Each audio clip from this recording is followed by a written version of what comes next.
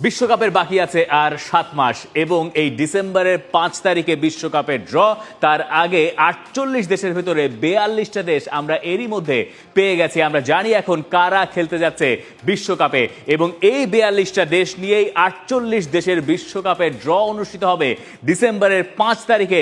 চলুন আমরা বিশ্বকাপের ড্রয়ের আগে এই নভেম্বর মাসে কি কি ঘটলো, কোন সব রূপকথার গল্পের নতুন করে জন্ম হলো আর কারা বিশ্বকাপে সরাসরি কোয়ালিফাই করতে পারলো না সেই হিসেবটা মেলানোর চেষ্টা করি। আমরা শুরু করতে চাই ইউরোপ দিয়ে, শুরু করতে চাই ইউএফা দিয়ে। ঠিক 1 মাস আগে যখন এই শোটা হচ্ছিল তখন নিশ্চয়ই আপনি দেখেছিলেন যে মোটে একটা দেশ বিশ্বকাপে সরাসরি কোয়ালিফাই করতে পেরেছিল তখন পর্যন্ত ইউরোপ থেকে।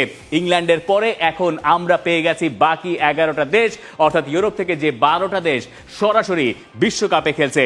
আরও 4টা স্পট রয়েছে প্লে অফের জন্য, সেই প্লে অফ নিয়েও আমাদের কথা হবে। তবে তার আগে একটু জানিয়ে দিই যে কারা কারা ইউরোপ থেকে বিশ্বকাপ নিশ্চিত করেছে। 2018 চ্যাম্পিয়ন আর 2022-এর রানার্স আপ ফ্রান্স এই নভেম্বরে বিশ্বকাপ নিশ্চিত করেছে। আমরা আরো একবার লুকা মদ্রিচের ক্রোয়েশিয়াকে দেখতে পাবো বিশ্বকাপে। ক্রিস্টিয়ানো রোনালদোর পর্তুগালও বিশ্বকাপ নিশ্চিত করেছে এই নভেম্বরে। নরওয়ে অর্থাৎ এর্লিং হল্যান্ডের নরওয়ে থাকবে বিশ্বকাপে। 1998 সালে সবশেষ আপনি নরওয়েকে বিশ্বকাপে দেখেছিলেন এবং তাদের একটা গোল্ডেন জেনারেশন যাচ্ছে যেখানে মার্টিন ওডেগার্ড, এর্লিং হল্যান্ডের মতো ফুটবলার আছেন এবং সেখানে নরওয়ে ইতালিকে দ্বিতীয়তে রেখে বিশ্বকাপটা নিশ্চিত করে ফেলেছে। নেদারল্যান্ডস তারা আরও একবার আছে বিশ্বকাপে। জার্মানি শেষ ম্যাচে তারা স্লোভাকিয়াকে উড়িয়ে দিয়ে আরও একবার বিশ্বকাপে যাচ্ছে। স্কটল্যান্ডের গল্পটা দুর্দান্ত, স্কট ম্যাকটমিনের গল্পটা দুর্দান্ত যে স্কটল্যান্ড অবিশ্বাস্য এক জয়ে আরও একবার বিশ্বকাপে জায়গা করে নিয়েছে 1998 সালের পরে।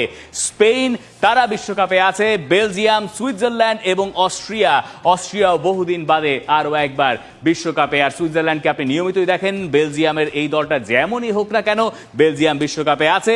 আর স্পেন যারা ওয়ার্ল্ড কাপে যাচ্ছে ফেভারিটস হয়ে তারা তো সেখানে আছেই। আর 4টা যে প্লে অফ স্পট ওটা নিয়েই আমাদের কথা বলা প্রয়োজন। এই ছাড়া এই নভেম্বরে আমরা জানতে পেরেছি সেন্ট্রাল আমেরিকা অথবা নর্থ আমেরিকা থেকে কারা আসলে বিশ্বকাপটা নিশ্চিত করেছে। আপনি জানেন এই 3টা হোস্ট অর্থাৎ ইউএসএ, মেক্সিকো, কানাডা। আর 3টা দেশ আমরা নতুন করে পেয়েছি, পানামা, কুরাসাও এবং একই সঙ্গে হাইতি। এই 3টা দেশকে নিয়ে আমরা কথা বলতে চাই। পানামা এর আগে বিশ্বকাপ খেলেছে, আপনি তাদের সম্পর্কে কম বেশি জানেন। কুরাসাও তারা একটা অদ্ভুত সুন্দর গল্প লিখেছে।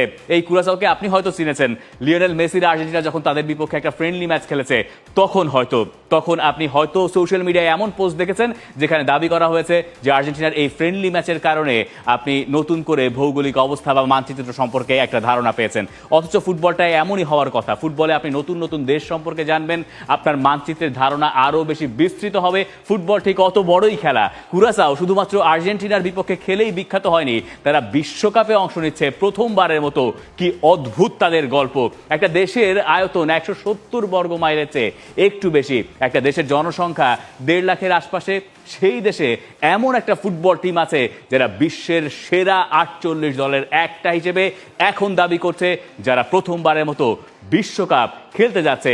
তাদের কোচকে আপনি হয়তো চিনবেন, ডিক অ্যাডভোকেট নিশ্চয়ই চেনেন, তাই না? 78 বছর বয়সী ভদ্রলোক এই দেশটাকে নিয়ে বিশ্বকাপে যাচ্ছেন এবং যখন তিনি বিশ্বকাপে অংশ নেবেন বা তার দলের হয়ে তিনি ডাগ আউটে থাকবেন তখন তার একটা রেকর্ডও হয়ে যাবে।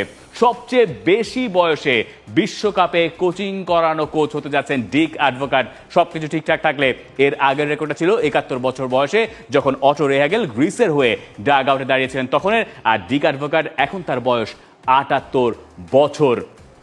হাইতির গল্পটাও চমৎকার, হাইতির গল্পটাও দারুণ এবং রূপকথার। হাইতির ফিফা র্যাঙ্কিং 88 এবং এই দেশটায় এখন একটা ঝামেলা চলছে যে কারণে তারা নিজেদের ঘরের মাঠে ম্যাচও খেলতে পারছে না। তাদের যে কোচ তিনি 18 মাস আগে এই দেশের কোচ হয়ে এসেছিলেন কিন্তু তিনি কখনোই হাইতিতে যেতে পারেন নাই, কারণ ওই দেশে একটা ঝামেলা চলছে। তাকে এই দল নিয়ে কাজ করতে হয়েছে বাইরে আর তারা তাদের হোম ম্যাচগুলো খেলেছে কুরাসাওয়ে গিয়ে। এই হচ্ছে হাইতির অবস্থা। সেই হাইতি বিশ্বকাপে অংশ নিচ্ছে প্রায় 50 বছর পরে। 1974 সালে তারা সবশেষ বিশ্বকাপে অংশ নিয়েছিল। এই সব মজার মজার গল্প বিশ্বকাপ এলে আমরা বারবার বলি এবং এই সব গল্পই আসলে বিশ্বকাপের উপজীব্য। আমরা এই জায়গায় নভেম্বর মাসে নতুন করে ইউরোপ এবং এই কনকাকাফ এখানেই সবচেয়ে বেশি পরিবর্তন দেখেছি। আপনি এর আগে জানতেন যে কনমেবলের এই কোয়ালিফায়ার সবার আগে শেষ হয়ে গেছে, ওখানকার 6টা দেশ সম্পর্কে আপনি খুব ভালো মতো জানেন। এবং আফ্রিকারটাও আমরা অক্টোবরে দেখেছি কমপ্লিট হয়ে গিয়েছিল, যেটা 9টা দেশ বিশ্বকাপে অংশ নিচ্ছে। এএফসি এর আগে শেষ হয়েছে, আর ওএফসি অর্থাৎ ওশেনিয়া থেকে নিউজিল্যান্ড বিশ্বকাপে অংশ নিচ্ছে। তবুও চলুন আরও একবার মনে করিয়ে দিই যে বিশ্বকাপে কোন মহাদেশ থেকে কটা দেশ অংশ নিতে পারছে। এএফসি থেকে 8টা, সিএএফ মানে সেটা আফ্রিকা, সেখান থেকে 9টা, এবং কনকাকাফ থেকে 3+3 মানে একটা হচ্ছে 3টা হোস্ট এবং 3টা কোয়ালিফাইড টিম। কনমেবলের 6টা, ওএফসির 1টা, ইউএফআর 16টা, আর প্লে অফ থেকে আপনি পাচ্ছেন 2টো স্লট। এবার একটা একটা করে চলুন আমরা শুরু করি। বিশ্বকাপ, ইতালি, এই দুই শব্দ যেন একে অন্যের পরিপূরক আর হচ্ছে না, অথচ একটা সময় ব্যাপারটা এমনই ছিল। ইতালিকে বিশ্বকাপে অংশ নিতে হলে কি করতে হবে, এটা নিশ্চয়ই এখন বার্নিং কোয়েশ্চেন। এবং আমরা ইউরোপে যে 12টা দেশকে বিশ্বকাপে খেলতে যেতে দেখছি, এর বাইরে আর 4টা দেশ আমরা কোথা থেকে পাবো, এটা নিশ্চয়ই আপনি জানতে চাইছেন। এবং সেটার জন্য আমাদেরকে শুরু করতে হবে যে 12টা ইউরোপের গ্রুপ ছিল কোয়ালিফায়ারের, সেখান থেকে 12টা গ্রুপ চ্যাম্পিয়ন সরাসরি বিশ্বকাপে, 12টা গ্রুপ রানার্স আপ এই প্লে অফে। কিন্তু এখানে দেশ আছে মোটমাট 16টা, এর সঙ্গে 4টা নতুন দেশ যোগ হয়েছে, যারা নেশনস লিগে নিজেদের র্যাঙ্কিং এর কারণে, চ্যাম্পিয়ন হওয়ার কারণে এখানে স্থান করে নিতে পেরেছে। এবং এই যে 16টা দেশ, তাদেরকে নিয়ে 4টা আলাদা পট আপনি এবার চিন্তা করুন, যে 4টা পট থেকে 4টা আলাদা পাথওয়ে হবে, যে 4টা পাথওয়ের 4টা চ্যাম্পিয়ন যাবে ওই 12 দলের সঙ্গে, সব মিলে 16 দল খেলবে বিশ্বকাপে। আমি জানি একটু প্যাঁচ ঘোচ লেগে যেতে পারে, তবে চলুন আমরা এগুলো ব্যাখ্যা করার চেষ্টা করি। ইতালি, তারা 1 নম্বর পটে স্থান পেয়েছে কারণ তারা ফিফা র্যাঙ্কিংয়ে এগিয়ে। এই জায়গায় কিন্তু ফিফা র্যাঙ্কিং ভাই কাজে দেয়। ইতালি, ডেনমার্ক, তুর্কি বা তুরস্ক যাই বলেন না কেন, ইউক্রেন, এই হচ্ছে পট 1। পট 2তে আছে পোল্যান্ড, ওয়েলস, চেকিয়া, স্লোভাকিয়া। পট 3তে আছে Ireland, Albania, Bosnia Herzegovina, Kosovo. আর পট 4-এ রোমানিয়া, সুইডেন, নর্থ ম্যাসেডোনিয়া এবং নর্দার্ন আয়ারল্যান্ড। এই পট 4-এর যে 4টা দেশ, এই 4টা দেশ এসছে ইউএফা নেশনস লিগ থেকে। আর বাকি যে 12টা দেশ, পট 1, 2, 3, এরা হচ্ছে সবাই নিজেদের গ্রুপের রানার্স আপ হয়েছে বলে তারা এই ইউরোপের প্লে অফে অংশ নিচ্ছে। এখন প্রশ্ন আসবে, ইতালি কার মুখোমুখি হবে? ইতালির প্রতিপক্ষ হবে পট 1-এর প্রতিপক্ষ হবে পট 4, এবং ওখানে একটা ম্যাচ হবে সেমিফাইনাল। সেই ম্যাচ জেতার পরে পট 2 এবং পট 3 যে উইনাররা আছে তাদের ভেতরে ম্যাচ হওয়ার পরে একটা ড্র হবে, সেখান থেকে ফাইনালে কারা কার অপোনেন্ট হবে সেটা আমরা জানতে পারবো। এটাকে একটু ভেঙে যদি আমরা বলার চেষ্টা করি, ইতালির প্রতিপক্ষ হবে হয় রোমেনিয়া, অথবা সুইডেন, অথবা নর্থ ম্যাসেডোনিয়া, অথবা নর্দার্ন আয়ারল্যান্ড। এই ইতালি যখন এই 4 দেশের যে কোনো একটা এগেইনস্টে খেলবে, তাদের বিপক্ষে তাদের জিততে পারতে হবে। তারা যদি জিততে পারে, তারপরে তাদেরকে একটা ফাইনাল ম্যাচে অংশ নিতে হবে, যে ফাইনালের প্রতিপক্ষ এই পট 2 আর পট 3 এর ভেতর থেকে নির্ধারিত হবে, যেটা আপনি জানতে পারবেন বৃহস্পতিবার বাংলাদেশ সময় সন্ধ্যা 6টায়, মানে ওই ড্রটা হওয়ার পরে। কিন্তু এখানেও ইতালির সমস্যার কারণ আছে। সমস্যার কারণ তাদের অতীত ইতিহাস। জেনারো গাত্তুসো এই নরওয়ের কাছে হেরে যাওয়ার পরে যেমন বলছেন যে আগের নিয়ম অনুযায়ী এই প্লে অফের আগে, অর্থাৎ গ্রুপে যদি আপনি দ্বিতীয় হন তাহলে বিশ্বকাপে খেলতে পারবেন, যেটা ইউরোপে থাকা উচিত বলে তিনি দাবি করছেন। কিন্তু নিয়ম তো আগে থেকেই পাল্টে গেছে, নতুন করে তো আর পাল্টে যায়নি। ইতালির এবারও বিশ্বকাপ খেলতে তাই বহু কাঠখড় পোড়াতে হবে, এবং যখন তাদের প্রতিপক্ষ এই পট 4, তখন তাদের পুরনো দুঃসহ স্মৃতিটা আরও একবার তাড়া করবে। কেন?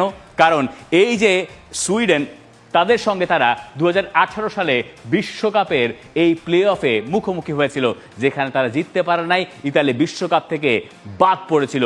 2022 সালে তাদের প্লে অফে প্রতিপক্ষ ছিল নর্থ ম্যাসেডোনিয়া, যে ম্যাচে ইতালি হেরেছিল, এবং ইতালি পরপর 2বার বিশ্বকাপে অংশ নিতে পারে নাই। এইবার যদি এই 2 দলের কোনো একটা তাদের মুখোমুখি হয় বা প্রতিপক্ষ হিসেবে পাওয়া যায়, আরও একবার ইতালিকে পুরনো জুজু আরও একবার তাড়া করবে, এটা আপনি মোটামুটি নিশ্চিত করে বলে দিতে পারেন। তো এই হচ্ছে ইউরোপের পটের অবস্থা, প্লে অফের সমীকরণের অবস্থা। এটার পুরোটা আপনি ম্যাচ আপগুলো পরিষ্কারভাবে জানতে পারবেন বৃহস্পতিবার সন্ধ্যায়।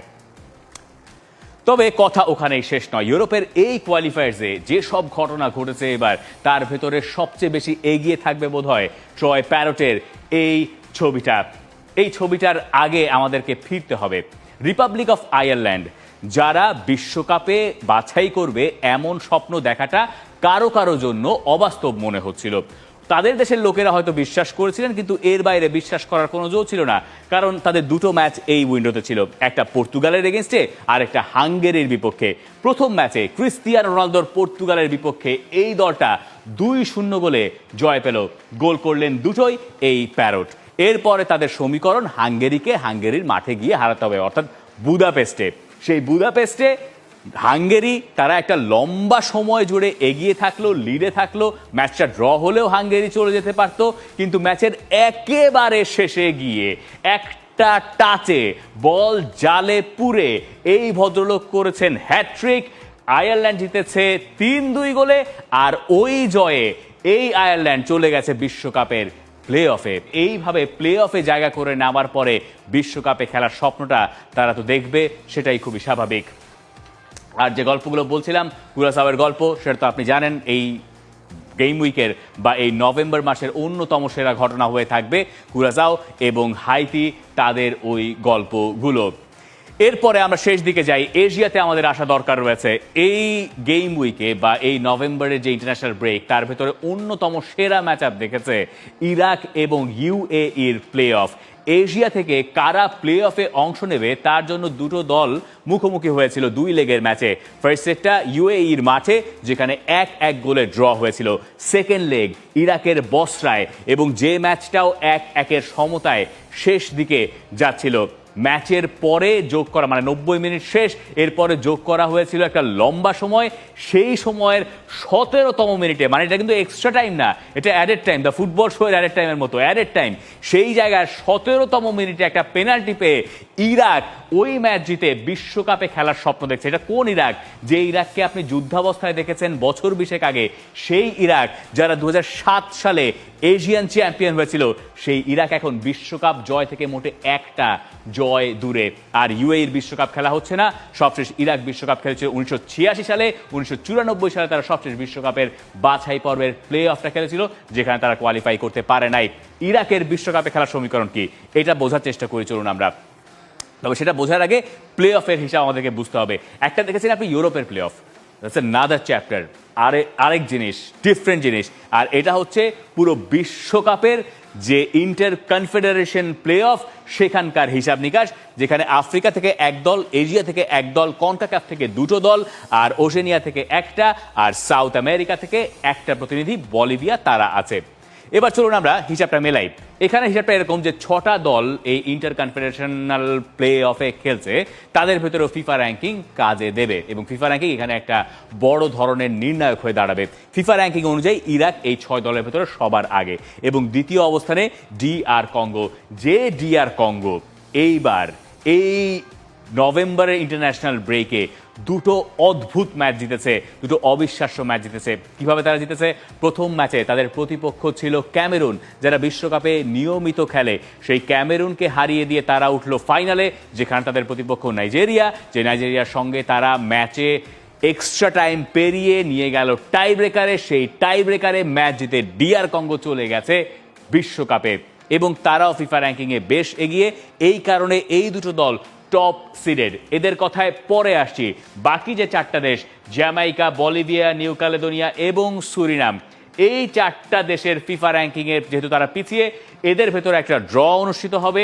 এখান থেকে 2টো ম্যাচ আপ আপনি পাবেন, যে 2টো উইনার, সেই উইনাররা এই 2টো দলের সঙ্গে খেলবে।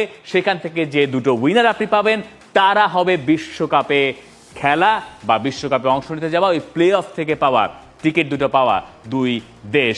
তো এই হচ্ছে বিশ্বকাপের অবস্থা। আর 5 তারিখে বিশ্বকাপের ড্র, তার আগে নিশ্চয়ই আপনি জানতে চাইবেন কে কোন পটে পড়েছে। আমরা পট পেয়ে গেছি। এইভাবেই হবে বিশ্বকাপের ড্র, পট 1, পট 2, পট 3, পট 4। নিয়মটা হচ্ছে পট 1 থেকে একটা দেশ যাবে, পট 2 থেকে একটা, পট 3 থেকে একটা, পট 4 থেকে একটা। এইভাবে করে আপনি বিশ্বকাপে 48 দেশের সবগুলো গ্রুপ পেয়ে যাবেন। পট 1-এ আছে United states, Canada, Argentina, England, Brazil, Mexico, Spain, France, Portugal, Netherlands, Germany. অর্থাৎ এরা একে অন্যের মুখোমুখি হবে না গ্রুপ স্টেজে, দ্যাটস ফর শিওর। তিনটা দেশ এখানে আছে, কারণ মানে ইউনাইটেড স্টেটস, কানাডা আর মেক্সিকো তারা হোস্ট, এই কারণে তারা ওই জায়গায় একটা অ্যাডভান্টেজ পাচ্ছে এবং সেই কারণে তারা পট 1-এ আছে। পট 2-তে আপনি পাচ্ছেন Croatia, Colombia, Switzerland, Senegal, South Korea, Austria, Morocco, Uruguay, Japan, Iran, Ecuador এবং অস্ট্রেলিয়াকে। পট 3-তে আছে Panama, Egypt, Scotland, Ivory Coast, Uzbekistan, Saudi Arabia, Norway, Algeria, Paraguay, Tunisia, Qatar এবং South Africa.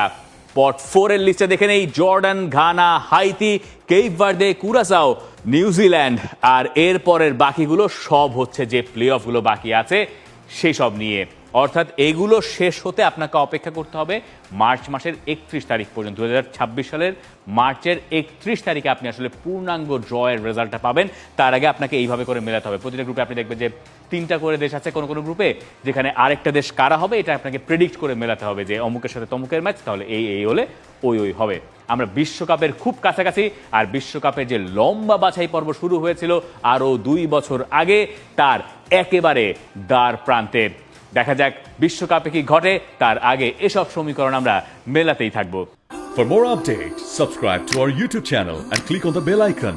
Follow us on Facebook and Instagram. Download T-Sports app to enjoy exciting games and highlights. Visit tsports.com.